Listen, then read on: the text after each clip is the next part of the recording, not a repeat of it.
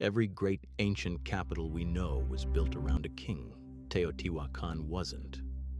And after more than a century of digging, nobody has found a single ruler buried there. No throne room, no royal name carved into a wall, no dynastic list. A city that, at its peak, held 125,000 people, covered 20 square kilometers, and dwarfed contemporary Rome in density. And it left behind no face to put on its coins, because it minted no coins and crowned no one we can identify. The standard explanation is that the evidence is simply missing, but the longer you look at what Teotihuacan did leave behind, the more another possibility hardens into shape. That the anonymity was the point, that this was a city built deliberately to outlast any single hand that shaped it. And if that's true, then what was buried beneath the pyramids isn't a lost king. It's a lost idea about how a civilization could be run. By 400 CE, Teotihuacan covered roughly 20 square kilometers and housed somewhere between 100,000 and 125,000 people. Read that number again. Larger than Athens at its height, larger than any European city of the same century. The grid is what stops you first. Streets laid out on a precise axis, oriented 15.5 degrees east of true north, holding that alignment across the entire valley. Apartment compounds, over 2,000 of them, built to a shared template with drainage, courtyards, plastered walls, working-class housing with running water 1,500 years before the term existed. Whoever planned this did not plan it for themselves. They planned it for a population that would arrive over generations and slot into pre-cut space. The grid predates most of the residents. That kind of forward projection requires authority.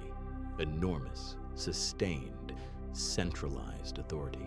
And yet, when archaeologists go looking for whoever wielded it, the trail goes cold at the foundation stones. Compare this to anywhere else. In Egypt, pharaohs filled their tombs with their own names, repeated thousands of times, so the afterlife could not misplace them. Maya kings carved their genealogies into every stela they could afford. Shang rulers in China were buried with chariots, retainers, bronze vessels stamped with clan marks. Royal identity was the entire point of monumental architecture in the ancient world. Teotihuacan has none of it. No carved king lists, no sarcophagi marked with names, no portraits on the walls of any palace that has been excavated. The murals, and there are hundreds of them, show priests, deities, jaguars, processions, falling water. They do not show individuals. No one is taller than anyone else. No one wears a crown the others lack. The art of every neighboring culture screamed who was in charge. The art of Teotihuacan refuses to answer the question. That refusal is not an accident of preservation. It is consistent across every surface that survived. In 2003, a sinkhole opened beneath the temple of the Feathered Serpent. What it exposed was a tunnel, sealed roughly to 800 years ago, deliberately, with tons of earth and stone. Sergio Gomez Chavez spent over a decade excavating it, 100 meters long, walls coated in powdered pyrite to mimic stars under torchlight, pools of liquid mercury, carved jaguar sculptures, more than 75,000 individual artifacts. At the end of the tunnel, 3 chambers arranged in a cross. This was the configuration where, at any other site in Mesoamerica, the founder's body would lie. The chambers had been entered in antiquity. They were empty, not looted in a careless rush. Emptied. Whatever or whoever had been placed there was removed, and the tunnel was packed shut behind them.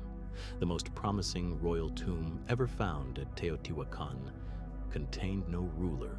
The space where the body should have been had been deliberately cleared. By whom? And that has never been answered. Archaeologist René Milon spent 20 years mapping every visible structure in the city. What his survey revealed was not a palace district. It was 4 enormous compounds, roughly equal in size, positioned at cardinal points around the ceremonial core. Linda Manzanilla, working at the site for decades after, proposed what the layout implies: co-rule, 4 lineages or 4 districts or 4 councils, sharing power, balancing each other, none permitted to rise above the others. The neighborhoods themselves support this. Apartment compounds cluster by ethnic origin. Zapotec quarters, Maya quarters, a district from the Gulf Coast. Foreign populations integrated into the grid, keeping their own pottery and burial customs while participating in a shared civic project. This is not how a kingdom is built. It is how a federation is built. The closest modern parallel is a city-state run by competing guilds, except scaled to a population that exceeded almost every European capital that would exist for the next 1,000 years. Around 550 CE, the ceremonial heart of Teotihuacan was set on fire. Not the whole city. The residential compounds kept functioning for another century, specifically the temples, specifically the administrative buildings along the Avenue of the Dead. The targeting is precise. Whoever did this knew exactly which structures held political and religious authority and struck only those. Sculptures were smashed and buried face down. Stairways were ripped apart. The fire damage is concentrated on the central spine, while ordinary houses 200 meters away show none of it. For decades, this was blamed on invaders. The current evidence points inward.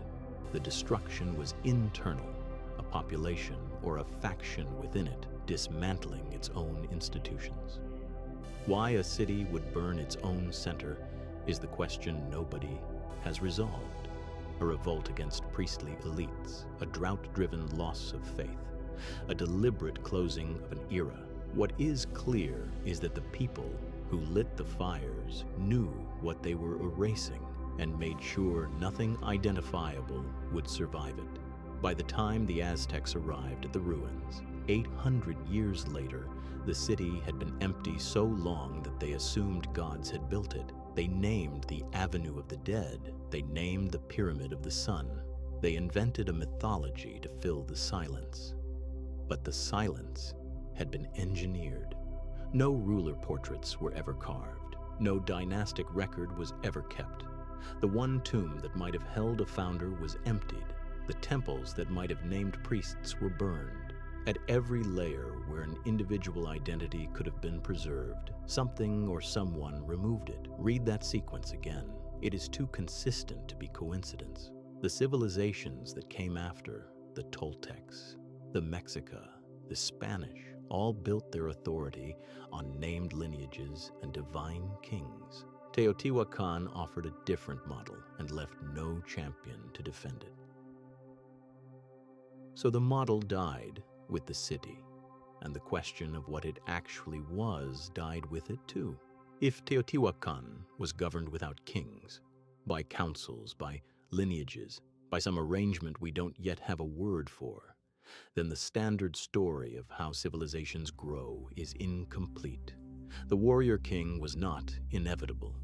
It was one option among several, and at least one of the others produced a city of 125,000 people that ran for 5 centuries. Whether that model could have survived elsewhere, and whether anything like it was attempted again before being burned out of the record, is the question Teotihuacan leaves on the table. Nobody has answered it. If you want the rest of this series, the cultures that chose differently and paid for it, the subscribe button keeps them coming.